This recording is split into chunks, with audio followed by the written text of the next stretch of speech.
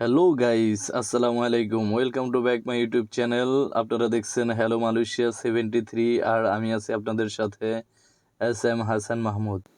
অবশ্যই ভিডিও দেখে বুঝতে পারছেন যে আজকে কি বিষয় নিয়ে কথা বলবো। আজকে বিষয় হলো আপনার পাম বাগান, আরেকটি হলো এগ্রিকালচার। বর্তমানে এই দুইটা ভিসা অ্যাভেলেবেল আছে, পাম বাগান আর এগ্রিকালচার। যারা যারা এই ভিসায় মালয়েশিয়াতে আসতে চান, আগে দেখে শুনে বুঝে তারপরে আসবেন।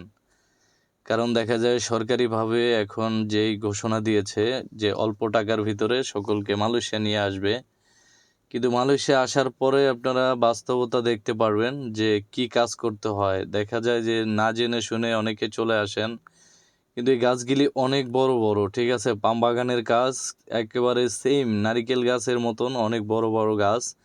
এই গাছের উপরে উঠে গাছ থেকে ফল পাড়তে হয়, খুবই কষ্টের কাজ। আর ডিউটি হলো 8 ঘন্টা। দেখা যায় যে বাংলাদেশের আপনার যেই টাকার পরিমাণ সেটা অনেক কম, 1500 রিঙ্গিত দেয় মালয়েশিয়ার, বাংলাদেশে 40,000 টাকার মতো।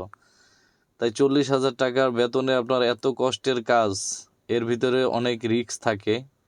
দেখা যায় যে আপনার রাস্তাঘাটে বা বাগানে সাপ অ্যাভেলেবেল থাকে, ঠিক আছে। আজকে আমি বাম বাগানে যাওয়ার সময় রাস্তার মাঝখানে দেখতে পেলাম একটি সাপ এপাশ থেকে ওপার যাচ্ছে। আমাদের গাড়ি সাপের উপর দিয়ে উঠিয়ে দিয়েছে। এরপরে দেখলাম যে পাম বাগান থেকেই সাপটা বের হলো, এই সাইড থেকে এই সাইডে যাইতেছে।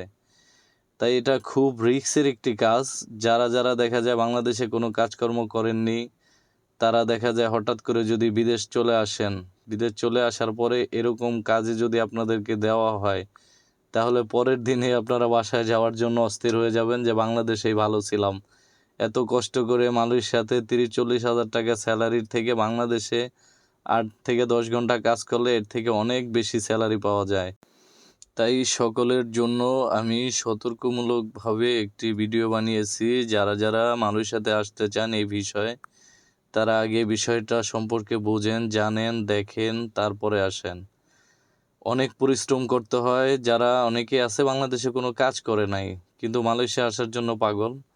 কিন্তু এই দেশে আসার পরে আপনার বাস্তবতা যে সময় চোখের সামনে আসবে, ওই সময় আপনি দেখতে পারবেন যে বাস্তবতাটা কত কঠিন। বাহির থেকে দেখতে খুবই সুন্দর লাগে, যে মনে হয় বিদেশ মানুষ অনেক ভালো আছে, অনেক শান্তিতে আছে, অনেক টাকা ইনকাম করে। ভাই, টাকা ইনকাম করে ঠিকই, কিন্তু তার জন্য অনেক কষ্ট করতে হয়, জীবনের ঝুঁকি নিতে হয়। জীবনের ঝুঁকি নিয়ে, রিস্ক নিয়ে তারপরে বিদেশের বাড়ি কাজ করতে হয়।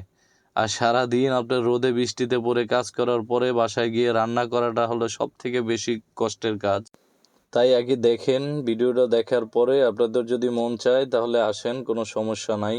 যদি এরকম কষ্টের কাজ আপনার দ্বারা সম্ভব, তাহলে ডিসাইড করবেন যে আপনারা আসবেন কি আসবেন না। আর যারা যারা আমার এই চ্যানেলটিকে এখনও সাবস্ক্রাইব করেন নাই, সকলে আমার চ্যানেলটিকে সাবস্ক্রাইব করে দিবেন এবং পাশে থাকা বেল আইকনটি প্রেস করে দিবেন, যাতে করে আমার ভিডিও সর্বপ্রথম আপনার কাছে পৌঁছে যায়।